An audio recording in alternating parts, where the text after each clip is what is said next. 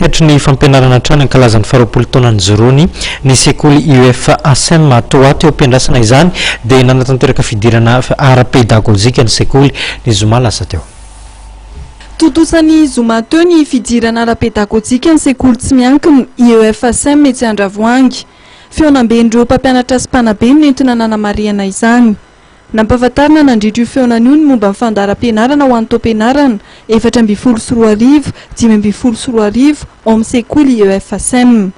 Lohahevitra maro no voizin'ny mpanabe mandritra ny taom-pianarana toy ny hoe ny andraikitra no hifantohana, ny fampiarana ny politika fivelarana amin'ny sehatra maro, fanomezana fepetra mamokatra ho an'ireo tanora.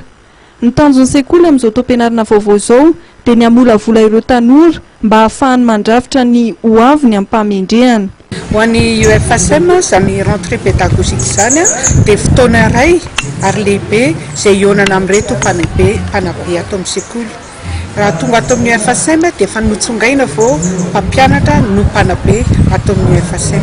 Ka noho izany tsy mandeha irery izany atao hoe fanabeazana izany fa mila mampitovy tany dokanga. Ohatrany mandeha lakana ihany io miampita rano raha tsy mitovy ny fivoy mety hivarina. Ka noho izany dia manitsy ary manamboatra ny toe-tsaina izay mba ho maindrika izany atao hoe mpanabe. Manaraka izany ny sekoly UFASM dia sekoly tsy mialon-jafy, toeram-panabeazana ka tsy ny vokatra ny zava-dehibe.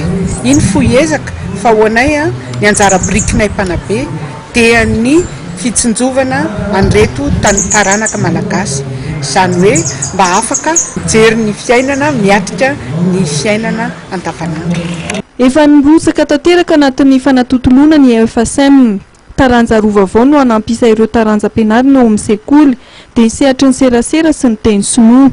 Nanararaotra fotoana io ny talian'ny UFASM nanambarana fa ankalaza amin'ny fomba manetriketrika ny faharoapolo taona ny sekoly afaka iray volana. Nanome voninahitra lanonana fidirana ara-pedagojika io ny filoha manorina ny vondrom-panabeazana SM Andriamatora Trema William.